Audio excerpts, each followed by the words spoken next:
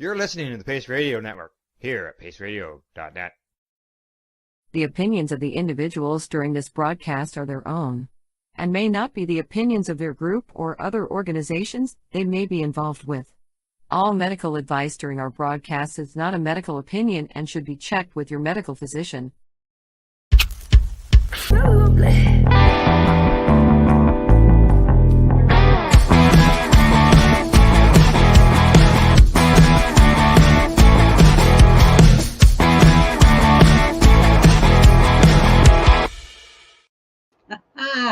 Good morning. Hello and welcome to the Psychedelics and Cannabis Educational News. It is December the 11th already. Oh my goodness, 2023. And we are here live from the Legacy420.com news desk on the Pace Radio Network, streaming all over the place. We also stream through cbgtv.com. Good morning, Kelly. Hi, Reverend Cindy. Hi. We're the Reverends doing the show today. How exciting is that? Coast to coast reverence. Coast to coast reverence. Well, yeah, really Al is coast, off on really. vacation, so I am here filling in for him. Yes, we're left unsupervised. He's listening and watching, though. I know he is. Good morning, Al. Good morning, Al. We have 9 stories coming to you today. We might as well head off with the first one. We are heading over to Stratcan, actually. And the judge sides with the First Nation in ownership dispute over cannabis store. That's right. The owners of a chain of cannabis stores that operate on First Nation land in Canada had one of their stores appropriated by a BC First Nation in 2020. Yes, the Indigenous Bloom chain of stores has operated cannabis stores at various times in the past within several First Nations communities across Canada, primarily in British Columbia. The corporation signed an agreement in 2019 with the Tescum First Nation Band and a company called Tescum Limited Partnership, both located on Vancouver Island, to operate a store on reserve land within the community. The term of the lease was for 5 years, beginning on September 24th, 2019, and the dispensary opened for business on April 18th, 2020. However, in the summer of 2020, the First Nation took over the store, telling the owners of Indigenous Bloom that the previous agreement for co-ownership of the business was not valid. Indigenous Bloom took the TFNB to court, asking for their equipment, inventory, the modular building they installed, and cash from the business to be returned to them. The court denied their application.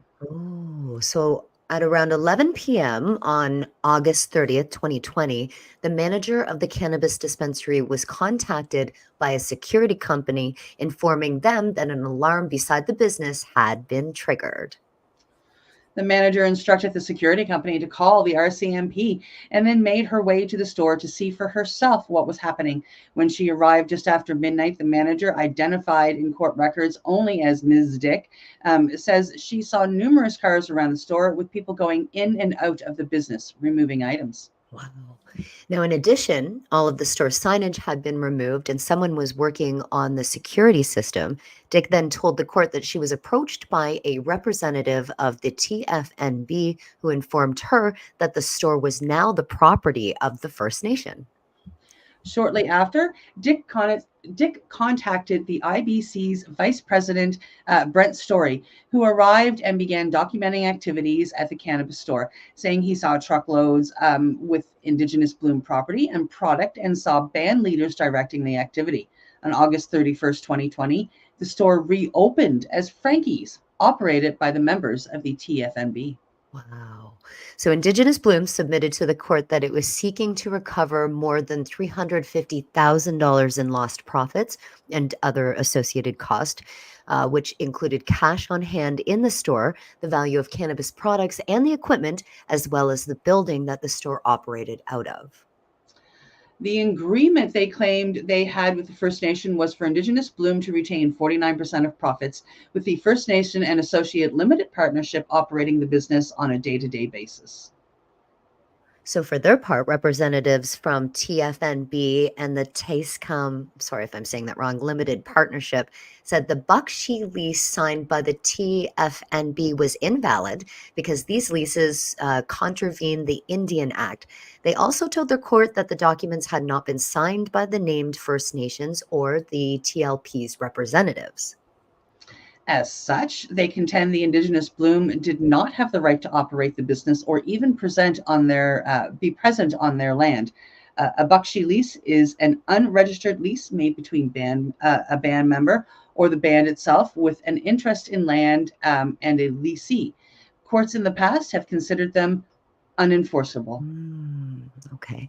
Well, although Indigenous Bloom have sought the injunction against TFNB and TNB, citing concerns for the precedent, the First Nation actions could create, the court disagreed.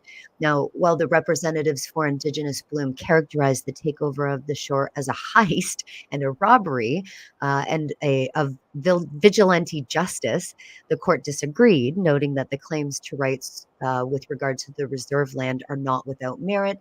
They're not outsiders, wrote the judge. How different, eh? Their courts are Yeah, very different, and the way they do things with the band council is very different. it is. It is. Yeah. Heading over to our next story is coming to us from MJ Biz Daily. Edible extracts still available in Canadian cannabis market amid regulatory chaos. Sorry, we had a different one for the second one. Okay. Some ingestible cannabis products that Health Canada considers non-compliant with federal rules still appear to be widely available in parts of the country, almost a year after the regulator asked companies to stop selling them to consumers because of concerns about overconsumption of THC. And you're right, we did have a different one, and I clicked the wrong button, so That's that was okay. I my just opened the fault. wrong one. My apologize. My apologies. Oh my goodness, I can't talk today. The wide availability of these products on store shelves in some provinces has thrown the market for ingestibles into turmoil, making it harder for producers committed to regulatory compliance to know what is kosher and what isn't. This at a time when companies are struggling financially. Now they're talking about the ingestible products that are lozenges and chewable extracts, and they've been increasingly popular among Canadian consumers. Experts say their continued availability in the wake of Health Canada's call for a sales halt in early 2023 boils down to multiple factors. Yes, a persistent regulatory gray area between what constitutes an edible or an extract, a struggling cannabis industry increasingly willing to take on risk in the light of deteriorating finances, and significant consumer demand for cannabis edibles in packages with greater than 10 milligrams of THC, which is not allowed under the current rules. All very, very important points there. So we're Mhm. quoted as saying, until we have a very clear judicial pronouncement on it, we're going to continue to have what appears to be this chaos in the market when it comes to this category, because there's no certainty and finality about exactly where the line is drawn between the two categories. That comes from Tina Fraser, who's a partner who leads the cannabis practice at Brazier Cellar Law in Ottawa. Nice. Last January, Health Canada began asking federally licensed cannabis companies to stop selling certain ingestible cannabis products that the regulatory agencies said were incorrectly classified and labeled as extracts. Now, any products classified as an extract has 100 times more allowable THC per package than one classified as an edible. In effect, as much as 1,000 milligrams per container, which made those edible extract products popular with consumers. Of course they did. Did absolutely, but Health Canada also said such products endangered public health, given the sharply higher THC content, and asked at least 5 companies, including New Brunswick licensed producer Organigram Holdings and Alberta-based Aurora Cannabis, to stop their distribution and sale. Though the agency stopped short of ordering a recall, all 5 producers complied with the request to move their products from store shelves, effectively leaving consumers with few, if any, options for purchasing the ingestible items. Health Canada also issued a public advisory alerting consumers about the issue, including information about what people should do when purchasing cannabis to avoid accidental overconsumption of THC. Oh my goodness. So this past summer, however, ingestible extract products started making a comeback. Until recently, the Ontario Cannabis Store, the province's monopoly wholesaler, I love that they put that, an online retailer, dedicated an entire webpage to ingestible cannabis extracts, including one product with the description, edible extract infused with 100 milligrams of rapid onset THC, putting it firmly in the gray area between edible and extract. Because the OCS labels those products as extracts, not edibles, each package is allowed to contain significantly more than 10 milligrams of THC. The page was subsequently deleted within hours of MJ Biz Daily's queries. The OCS described the situation as scheduled maintenance. Some of the products, which are available elsewhere on the website, contain significantly more than 10 milligrams of allowable THC per package. Similar products are available in other provinces across Canada. Organigram, which was one of the licensed producers that pulled its popular ingestible extract products from the market earlier this year, is planning to relaunch them. Why not? That comes with a federal court sided with Organigram in August, concluding that Health Canada breached its duty of procedural fairness when it decided that the company's THC-infused lozenges should be classified as edible cannabis rather than extract.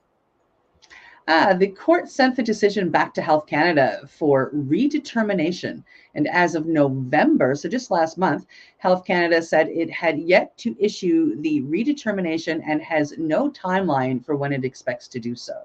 Wow. So they're not waiting.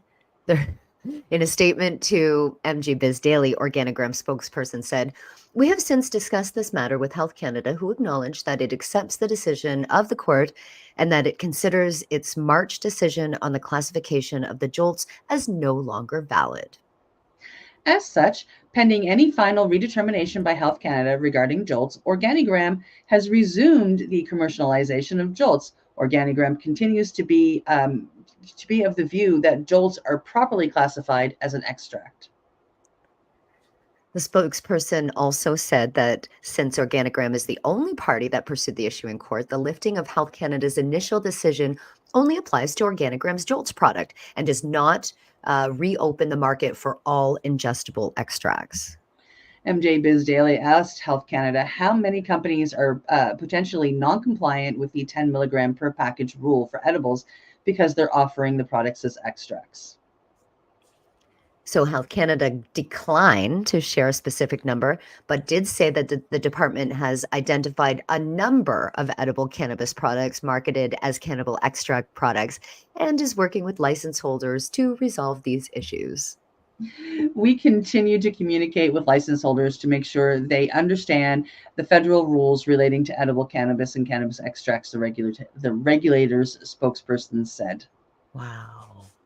Okay, so MJ Biz Daily did reach out to some of Canada's biggest cannabis wholesalers asking how they determined if a product falls into that extract category or the edible category. And at least one government-owned wholesaler was under the impression that Health Canada approves products before they're able to reach the nation's respective wholesalers. The only problem, that isn't true. Oh my goodness. In a statement, a Health Canada spokesperson said that the agency does not approve cannabis products before they're marketed or sold. It is the responsibility of the license holder to ensure that their cannabis products are compliant with the Cannabis Act and its regulations. I would have thought Health Canada did. I was under the impression that they had to approve them before they went to market. I was going to say, I'm pretty sure that I did a story here months back that talked about how when this was all first happening, talked about how people do, like they send into Health Canada that, we're making this new product, here it is, here's the specifications, but, Health Canada has a stack of people doing this. Yeah. So they don't have to wait for them to like red stamp it, they send in, this is what we're making, and they put it on the shelves pretty much at the same time. Wow. Health Canada can then read it and go, yeah, no. And that's what happened with all of these edible extracts is they got them in under that wire. And I think it's beautiful. Me too. I think it's absolutely beautiful. So that's news to Cannabis New Brunswick, the province-owned cannabis wholesaler in New Brunswick. A spokesperson for the provincial monopoly told MJ Biz Daily, to clarify, Health Canada is the governing body that approves all cannabis products from licensed producers before they go to market. I don't think so. No, Cannabis NB manages its portfolio based on customer need and interest and has always distributed products that have gone through Health Canada's product approval process and products that licensed producers are legally permitted to distribute. That's the wholesaler incorrectly stating in an email. On the other hand, a spokesperson for British Columbia's monopoly wholesaler told MJ Biz Daily that the provincial body conducts its own review. The BC Liquor Distribution Branch undertakes a thorough review of each product submission to assess whether it complies with the current Health Canada regulations, a spokesperson for the cannabis wholesaler said in an emailed answer to MJ Biz Daily. Okay, so it's the provincial regulatory body that goes through it before it's on market, I guess, is what they're saying here. Yeah. At the time, British Columbia had only one product within the ingestible extract subcategory that contains more than 10 milligrams of the THC per package. Yeah, and MJ Biz Daily asked the OCS, the largest wholesaler of cannabis in the world, if it had communicated with Health Canada about the ingestible extracts issue. But the OCS didn't answer the question, instead saying it engaged with suppliers in March 2023 and recently re-engaged with its cannabis extract suppliers to remind them of their ongoing obligation to ensure that products comply with the applicable laws, including the Cannabis Act and regulations, and acquiring attestation as to whether that they have heard from Health Canada about any products that may be affected by the compliance statement. One of the reasons ingestible extracts continue to be widely available in some places is because it isn't entirely clear what constitutes an edible and what makes a product an extract. So in an email to MJ Biz Daily, a Health Canada spokesperson said edible cannabis is marijuana that is intended to be consumed in the same way as food and is excluded from the definition of a cannabis extract. That sounds so confusing to me. Yeah. What? If it sounded straightforward, it isn't. No, it didn't sound straightforward. Fraser, the Ottawa-based cannabis lawyer, said hair splitting is occurring in how businesses determine whether their product is an edible or an extract. She says some producers are focusing on Health Canada's position and the way the wholesaler presented its case to the Organigram court case. Those companies are trying to capitalize on that by launching products that they say are compliant with the rules. Fraser says there's a lot of hair splitting going on. It's admittedly facts-driven case-by-case analysis to make the determination of whether a product was intended to be consumed as food. Health Canada is saying we need to look at the product's shape, size, instructions for use, promotional materials.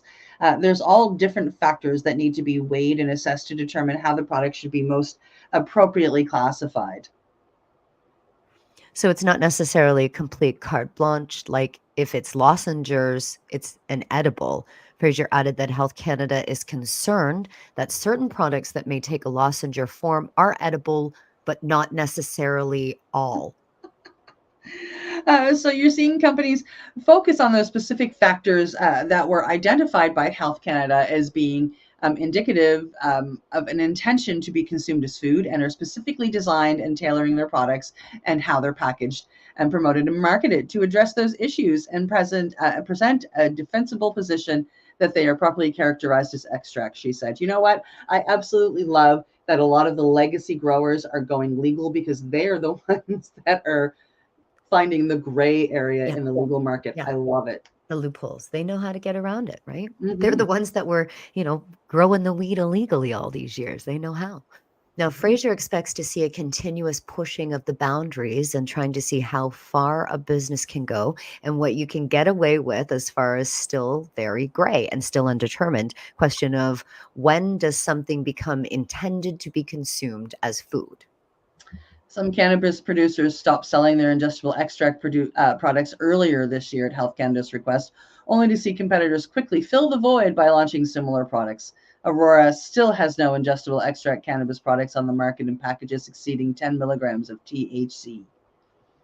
Saying, while we feel strongly that cannabis regulations need to evolve, especially with product limits, we must first have industry fairness and adherence to all regulations by all parties. That comes from an Aurora spokesperson. To achieve this, the cannabis industry needs rules that make sense and a regulator that will ensure compliance. If the regulator considers any one product to present risks to youth and be outside of the regulations, producers that abuse the market should be held accountable. Ooh, okay.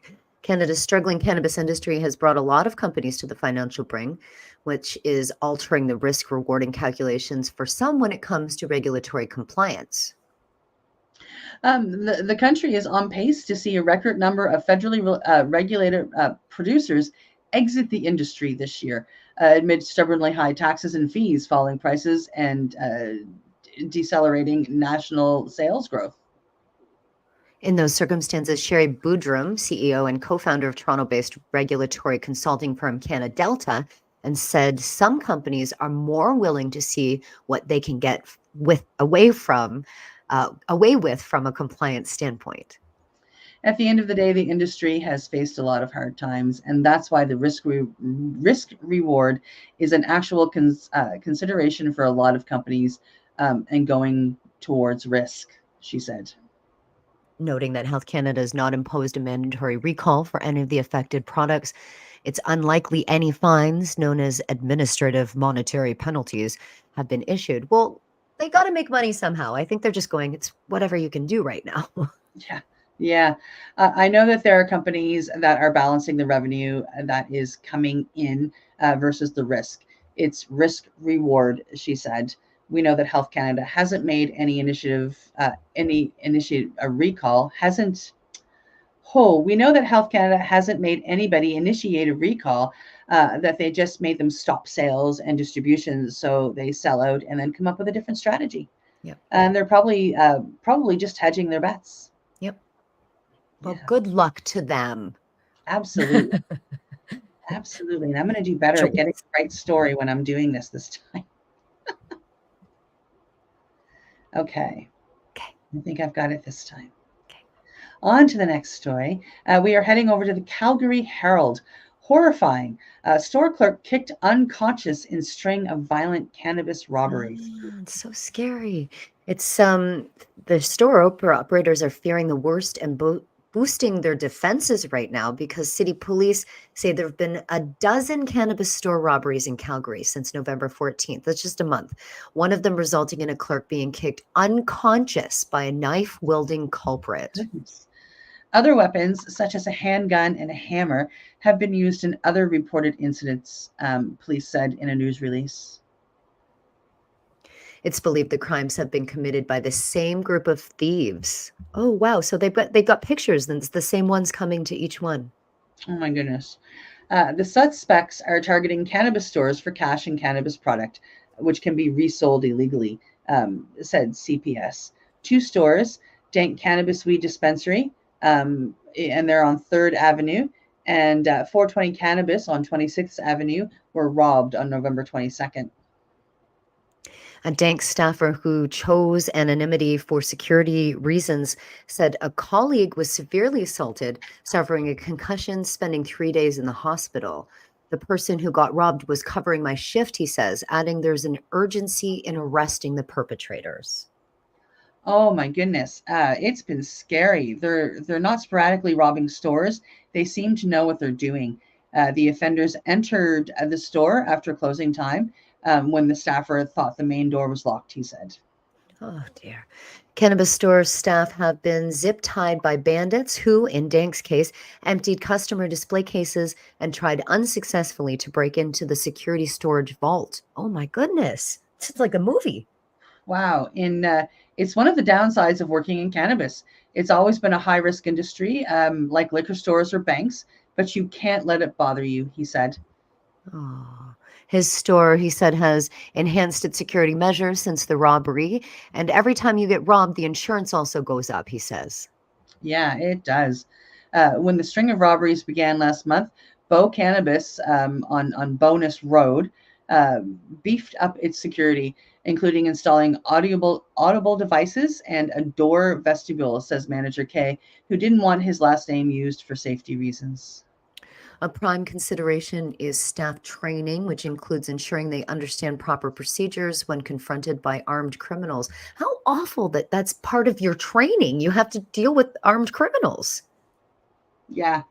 Yeah. I used to do convenience store work, and when I worked overnights, I had to take training Of to course. deal with armed criminals in the Bless event. you, that it bud happened. tenders. Yeah. Yeah. And then that paid off though when I was a bud tender. It helped a lot. Yeah. We also look at who's coming in and not buying, and who had to leave because they didn't have proper identification, said Kay. We're very concerned. The kicking incident is horrifying. Yeah. He notes that given current low cannabis prices, bandits would need to make off with large quantities of products that's secured by law within steel reinforced vaults. Yeah. There's always the possibility robbers will assault staffers who refuse them access to those locked vaults, said Kay. You essentially become the lock and key, and they're going to bash me until I give them what they want, he said. All of the product and cash you can replace. Staff can't be replaced. Police are seeking help from the public to identify the male suspects wearing gloves, dark clothing, and hoodings. And this article actually has pictures of the videos. Yes. Yes. I don't know if it's the same ones every time, but that's scary. 14 in 2 months, or in 1 month, sorry, in 4 weeks, 14. Jeez. Scary. Scary, scary, scary. It is. Yeah, I hope the young fella that ended up in hospital is okay. Well, and a lot of these bud tenders are young kids, they're right? so Like young. in their 20s. I call them kids, but they're in their 20s, right? They are. Yep, most of them are very young. Heading over to our next story, 2024 California law to protect most workers using cannabis on own time. It's a new California law. It'll soon protect most workers in the state who use cannabis off the clock. Last year, Governor Gavin Newsom signed Assembly Bill 2188, adding a section to the California Fair Employment and Housing Act, which bans various forms of employment discrimination. Starting January 1, it will be illegal for employers to discriminate against hiring, firing, or punishing someone based on their use of cannabis when not working and away from the worksite. Moving forward, employers can still test employees for potential employees and potential employees for THC, the major psychoactive ingredient in cannabis that can indicate impairment. However, the law stops employers from discriminating against them if they test positive for non-psychoactive cannabis metabolites or metabolized THC found in hair, blood, urine, and other bodily fluids. These metabolites do not indicate impairment, only that an individual has consumed cannabis in the last few weeks, the legislator found. Employers will keep their right to declare a drug and alcohol-free workplace. This law does not allow workers to be impaired or use cannabis on the job. Federal employees and those who work in building and construction trades will not be protected under this new law. The legislation does not preempt state or federal law requiring applicants or employees to be tested for controlled substances as a condition of employment, receiving federal funding, or federal licensing related benefits, or entering into a federal contract. In October, Newsom signed another bill, Senate Bill 700, related to cannabis into law that will block most employers from asking job applicants about their prior cannabis use starting next year. Oh, that's good too. Yeah. Now, if the federal folks would just get on board, and we could drop that federal stuff. Yeah. But that brings us to a perfect time, Kelly, for a break. It is medication time for Kelly and I, and for us to have our joints. You're watching us, Psychedelics and Cannabis Educational News here on Facebook, YouTube, all over the place, through paceradio.net and cbgtv.com. We'll be back in just under 4 minutes. You're listening to the Pace Radio Network here at paceradio.net. When you have a pain that's reached its peak, Legacy for 20, it's so unique. If organic cannabis is what you seek, here's your trusted partner 7 days a week. Suppository salves, vapes and drops, topicals, edibles, infused pop. Just when life seems like it ain't easy, at Legacy 420, enjoy a pop freezy. Lab tested products, make them the GOAT. Legacy 420 out on your road. Legacy 420 in Tyendinaga Mohawk territory. Indigenous organic cannabis at its finest. Let's share PACE everywhere. That way it can help create peace. People everywhere advocating cannabis education. Are you looking to get your medical cannabis grow license? Limestone City Hydroponics can help patients through the process of obtaining their license to grow medical cannabis. What's that? You don't have a doctor. If you meet the medical criteria, Limestone City Hydroponics has a nurse practitioner who can assess and provide medical cannabis prescriptions. What are you waiting for? Contact Limestone City Hydroponics at limestonecityhydroponics.ca or call them at 613-548-0420.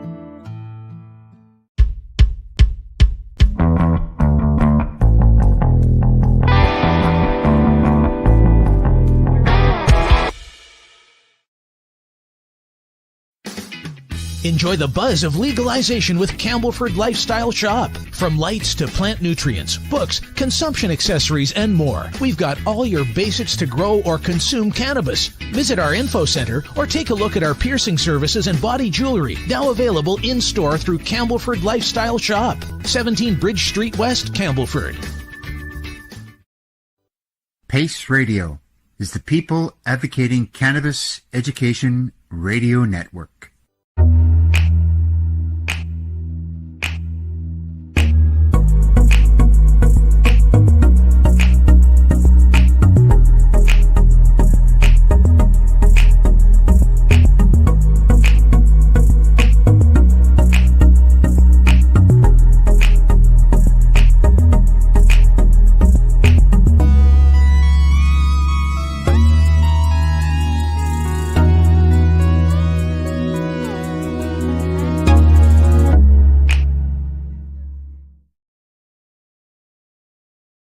Limestone City Hydroponics is Kingston, Ontario's hydroponics shop.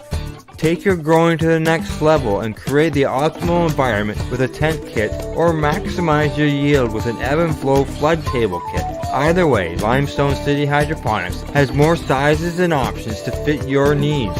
Are you looking for the power of the sun that adapts to your budget? Then look no further, as they have professional grow lighting. They have indoor grow systems that are easy and cost effective, with many options to fit your living space and lifestyle.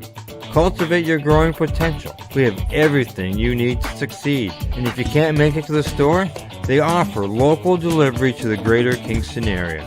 Remember, when you're looking for experts to help you grow, then look no further than the locally owned Limestone City Hydroponics, 105 Sunderland Drive in Kingston, Ontario. Call them at 613-548-0420. We are people advocating cannabis education here at paceradio.net. And we are back from our medication session. We are live here through paceradio.net and cbgtv.com. Now we might as well hop right into the stories. We have 5 more coming to you. And our first one is coming to you from Marijuana Moment.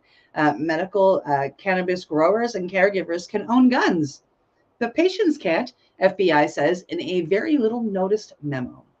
Weird. Being a state-registered medical cannabis caregiver or grower doesn't automatically disqualify a person from owning a firearm, the FBI says, but merely possessing a medical cannabis card as a patient does render a person ineligible. Amid the growing tension between federal gun policies and the ever-expanding state cannabis legalization movement, a little-noticed FBI memo from 2019 offers a lens into the Byzantine legal interpretations surrounding cannabis and firearms, an issue that's recently been raised in multiple federal court cases. The government has several different ways it assesses firearm eligibility in the context of cannabis, according to the memo from FBI's Criminal Justice Information Services Division, which was briefly noted in a report from the New York Times last week. In some cases, that involves a affirmatively restricting gun rights based on activities or documentation that doesn't necessarily mean a person is an active cannabis consumer. Oh, at their core, the federal rules say that being an unlawful user or of a controlled substance, including cannabis, means a person cannot buy or possess a gun. Would-be gun purchasers are required to disclose such use as part of a Bureau of Alcohol, Tobacco, Firearms, and Explosives, the ATF, of course, form before making a purchase, and lying on that form is a felony offense. Okay. Well, the statute behind that prohibition has been challenged in a number of federal courts over the past couple of years, with more than one judicial body determining that the restriction is unconstitutional. The Department of Justice has steadfastly defended the ban, however, contending that medical cannabis patients and everyday consumers pose unique dangers to society that justify withholding Second Amendment rights. Wow. But the federal government's interpretation of the policy is apparently more nuanced, as evidenced by the memo from the CJIS's National Instant Criminal Background Check System section that's gone largely unscrutinized since being published more than 4 years ago.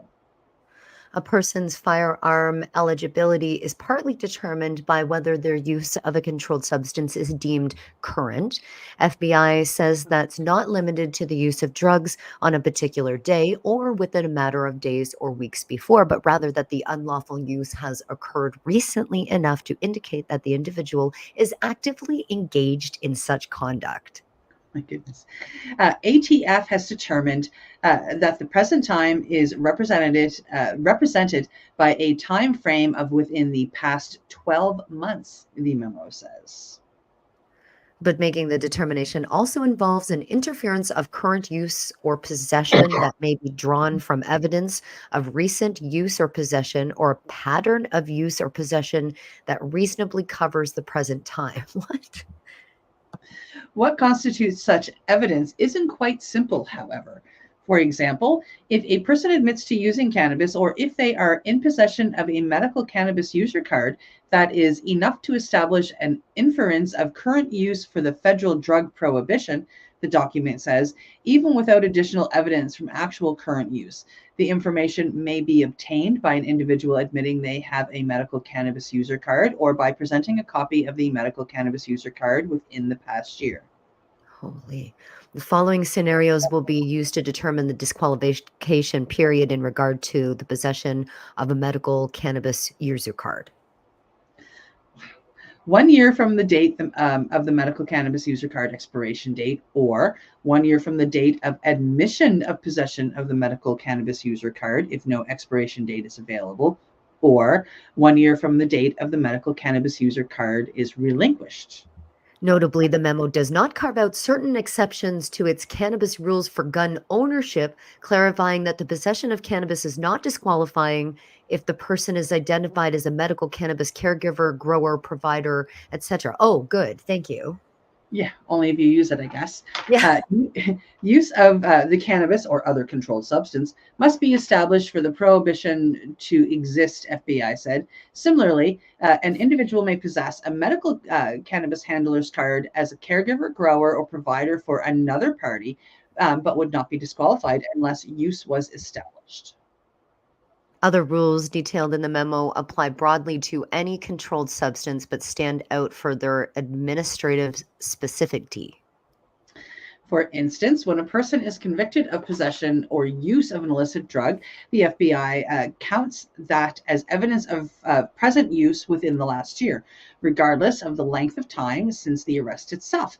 If a person is arrested but their conviction is deferred, for example, through a pretrial diversion program, that judgment cannot be used as evidence of current use. Instead, the memo says that information must be gleaned from the arrest report.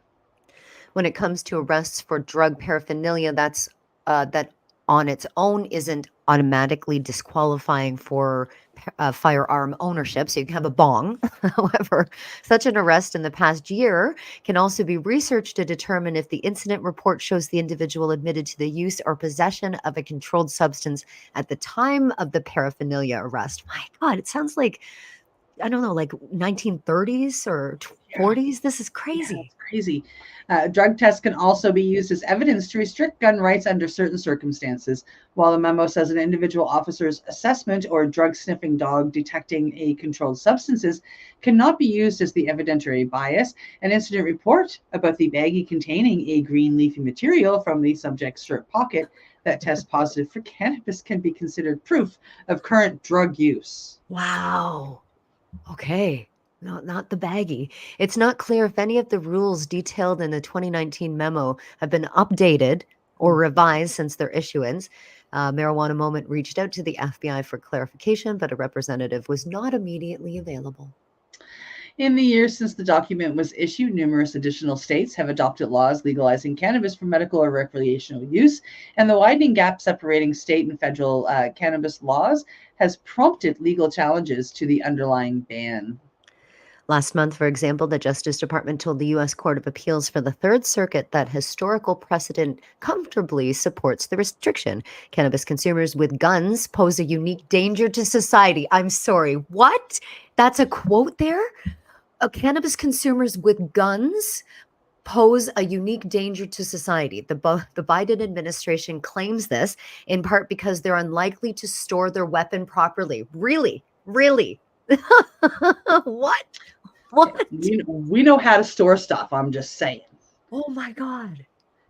In a brief submitted in that case, attorneys for the Justice Department argued the firearm ban for cannabis consumers is further justified based on historical analogs to restrictions on the mentally ill and habitually drunk that were imposed during the time of the Second Amendment's ratification in 1791. I'm sorry, is that the year 1791? We're basing it on how many hundreds of years ago? What? What? The federal government has repeatedly claimed that those analogs provide clear support. They're clear support from 1791, Reverend Cindy, for limiting gun rights for cannabis users. But several federal courts have separately deemed that cannabis-related ban unconstitutional, leading DOJ to appeal in several ongoing cases. Wow. The Justice Department asserted similar points during oral arguments in a separate but related case before the U.S. Court of Appeals for the 11th Circuit in October. That case focuses on the Second Amendment rights of medical cannabis patients in Florida. Attorneys in both cases have also touched on U.S. Court of Appeals for the Fifth Circuit ruling from August, Daniels versus United States, that found the ban preventing people who use cannabis from possessing firearms is unconstitutional, even if they consume cannabis for non-medical reasons. The DOJ had already advised the 11th Circuit Court that it felt the ruling was incorrectly decided, and the department's attorney reiterated that the government's belief that there are some reasons to be uncertain about the foundations of the appeals court decision. But can people drink alcohol there and have a gun? Oh, yeah. Oh, okay. The U.S. District Court for the Western District of Oklahoma also ruled in February that the ban prohibited people who use cannabis from possessing firearms is unconstitutional, with the judge stating that the federal government's justification for upholding the law is concerning. Yes, the U.S. District Court of the Western District of Texas, a judge ruled in April that banning people who use cannabis from possessing firearms is unconstitutional. And it said the same legal principle also applies to the sale and transfer of guns. Oh my gosh. I wonder if you want to cut this one a little short so we can get to all of the psychedelic Absolutely, goodies. because we're pretty much just talking about the same. We're just talking about their awful draconian laws for the rest of Yeah, and we're going from state to state, and let's find some good news, Reverend Cindy. Well, let's hope so. We are actually heading over to where are we going now? Oh, I have to add this to the screen. That will help.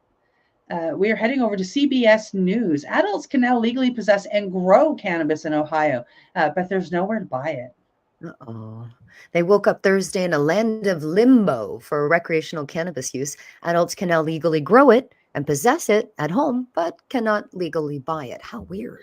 On Wednesday night, Republican Governor Mike DeWine urged lawmakers to quickly set parameters for Issue 2, the Citizen Innovation Voters approved in November, while the state Senate pushed through an 11th hour deals hour 11-hour deal hours before the law took effect. The Ohio House adjourned without taking it up. Jamie Callender said there's no drop dead date for implementing a legal sales scheme and that growing cannabis at home or allowing possession can proceed according to the voters' wishes. Absolutely. He said he wants to make sure we're thoughtful and we had adequate time to look at it and deal with the things that don't go into effect immediately. But Representative Bill Stites also defended the decision to adjourn without acting on the 160 pages of related legislation now pending in the House. We're not going to need to pass sight unseen such a monstrous proposition in 48 hours. That's nuts, he said. Lawmakers need time to work through the complexities of setting up cannabis sales, taxation, and regulatory structure. We have to figure out how we're going to make money. Yeah. How can we capitalize on you? DeWine, however, worried openly about a worst-case scenario developing, saying black market sales could flourish or that fentanyl or pesticide-laced cannabis products might become more accessible. He recalled this current state of affairs a recipe for disaster. It's been happening for years. I mean, come on. Lawmakers had 4 months last year to act. As a citizen-initiated statute, issue 2 had to be submitted to the legislature first. After the GOP-controlled legislature chose to do nothing, the measure was placed on the November 7th ballot and passed with 57% of the vote. Passed. It allows adults 21 and over to buy and possess up to 2.5 ounces of cannabis and to grow up to 6 plants per individual or 12 plants per household at home. I like that.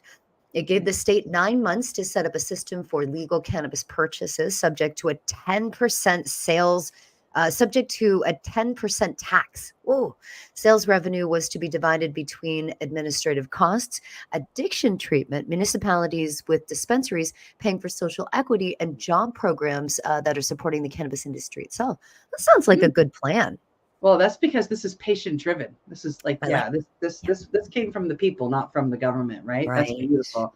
With just days left before the law took effect, Senate Republicans proposed a sweeping rewrite of what voters approved, angering the issue's backers and alarming both parties in the House. It would have outlawed growing at home, cut the allowable amount of pot that can be possessed to 1 ounce, and raise taxes on purchases to 15%.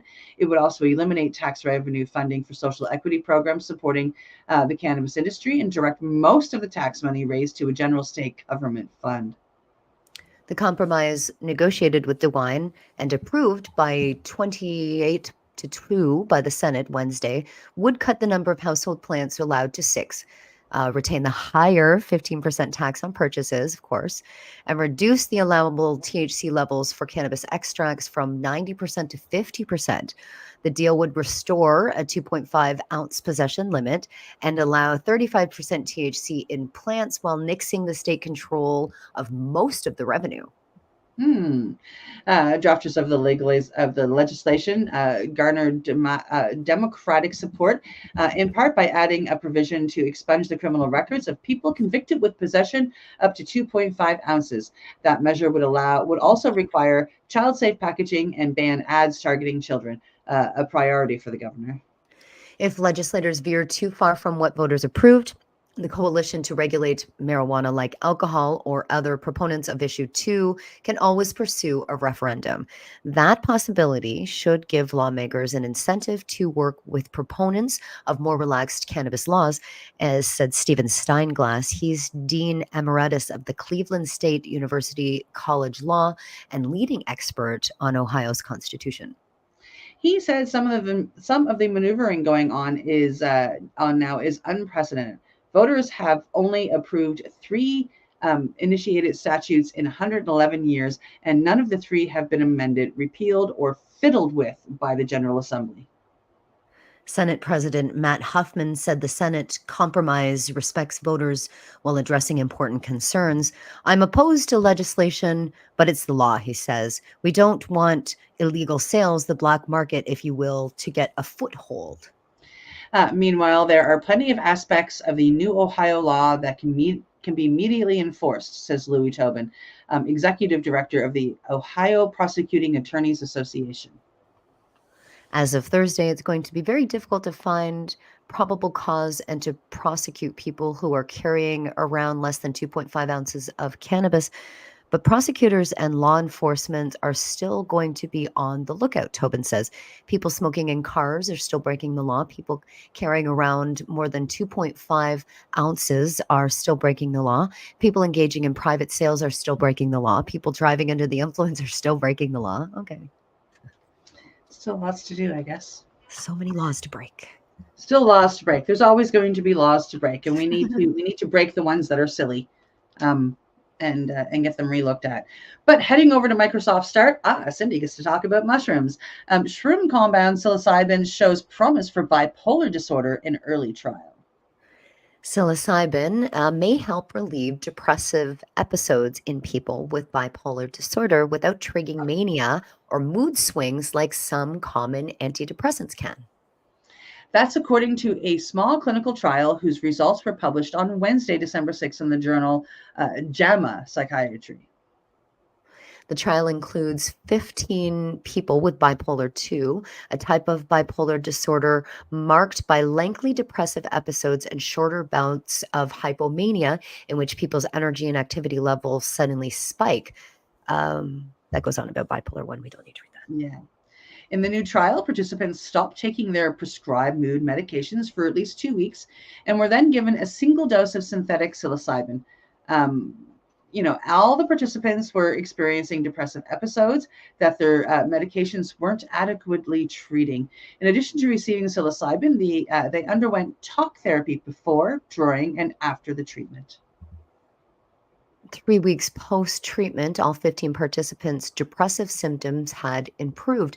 A measure by a standard test, 12 patients showed at least 50% decrease in their scores on the test, reflecting a decrease in symptoms, and 11 met the criteria for remission from their depressive episodes. Most participants who entered remission did so quickly within a week of psilocybin dose. I love reading this stuff. 12 weeks out from the treatment, 12 participants were in remission, and all 15 participants' scores on the test for hypomania and mania symptoms stayed consistent before and after treatment. That's a concern because common antidepressants such as selective serotonin reuptake inhibitors can potentially trigger manic episodes and mood instability in people with bipolar disorder.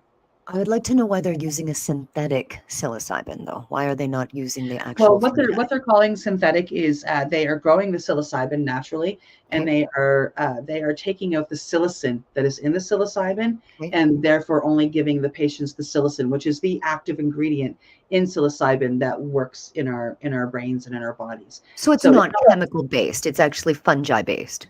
It is, but it's an extract, kind of like shatter is to, or actually more like rosin. So it's natural, like there's no, you know what I mean. So it's kind of like what rosin is to cannabis. Yep, as long as it's not, chemicals. It's still from the fungi. Thank you for teaching me that, Reverend Cindy. Oh. Individuals in this study displayed strong and persistent antidepressant effects with no signal of worsening moods instability or increased suicidality. Yeah, the findings suggest that psilocybin should be studied in larger groups of people with bipolar 2 or anything really, the team concluded. But the authors also cautioned that the results cannot be extrapolated to people with bipolar 1 who would face greater risks if the treatment pushed them towards mania. Okay.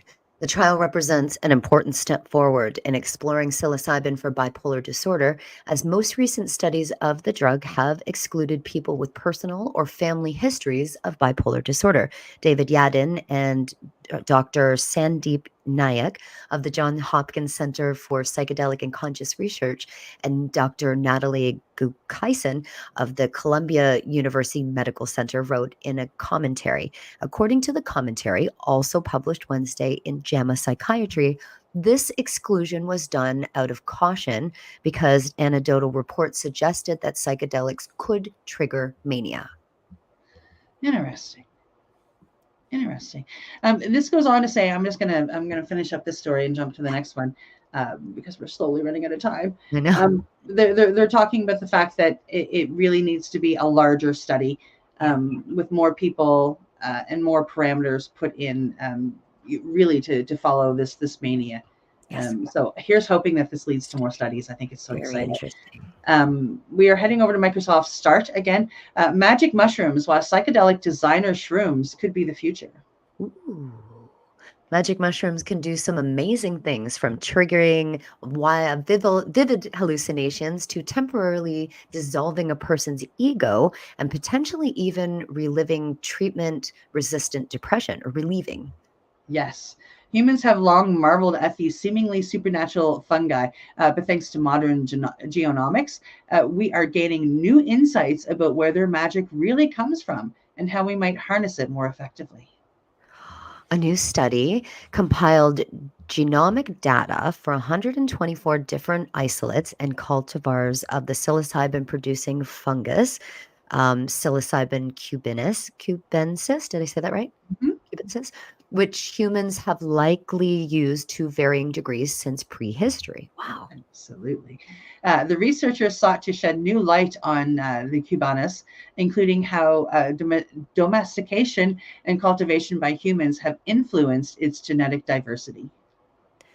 Now, they sequenced genomes of 38 isolates from a population of P. Can you tell me how to say that, Cindy? It is a psilocybe cubanus. Cubanus, that appeared to have been introduced and are now naturalized in Australia. Then compared those with 86 commercial cultivars of P. cubanus, whose genomes had already been sequenced. The team from Australia and the US hoped to reveal the evolutionary history of the fungi, including growing wild in Australia, and to learn how domestication has altered commercially available cultivars of the magic mushroom species. Now, commercial cultivars showed a dramatic lack of genetic diversity, the researchers report, likely owing to the effects of domestication. The naturalized population in Australia showed far more diversity, including unique gene variants that control production of the mushroom's active ingredient, psilocybin. What was surprising was the extreme homozygosity of some cultivars of magic mushrooms, says lead author and mycologist Alistair McTaggart of the University of Queensland in Australia.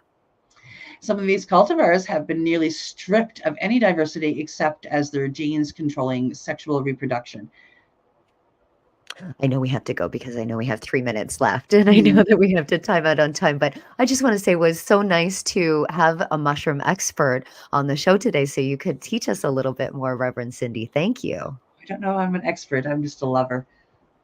You know a lot more than I do. It has been great to work with you again, Reverend Kelly. We very rarely get to work together, and I think that this is so beautiful. Thank you so much. It has been a beautiful day. And from the legacy420.com news desk, that's our news for today. And we hope that you found it educational and informative.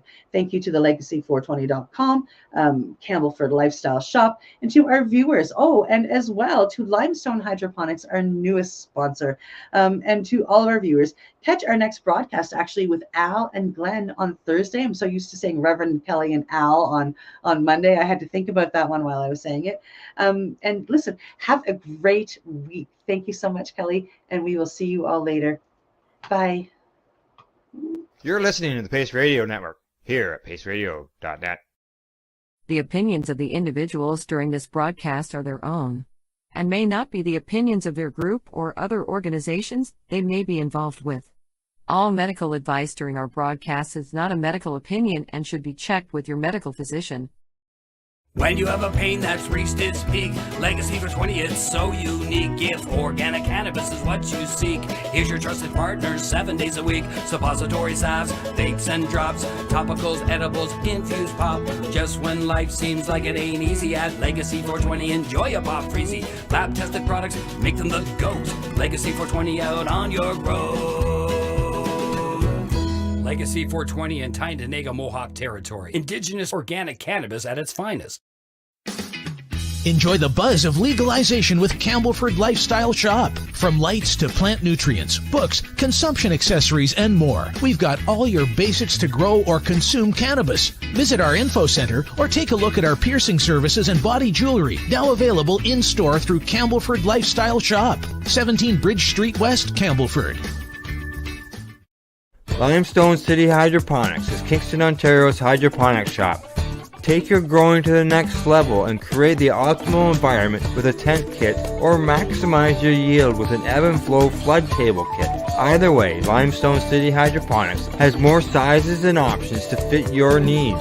Are you looking for the power of the sun that adapts to your budget? Then look no further, as they have professional grow lighting. They have indoor grow systems that are easy and cost effective, with many options to fit your living space and lifestyle. Cultivate your growing potential. We have everything you need to succeed. And if you can't make it to the store, they offer local delivery to the greater Kingston area. Remember, when you're looking for experts to help you grow, then look no further than the locally owned Limestone City Hydroponics, 105 Sunderland Drive in Kingston, Ontario. Call them at 613-548-0420. We are people advocating cannabis education here at paceradio.net.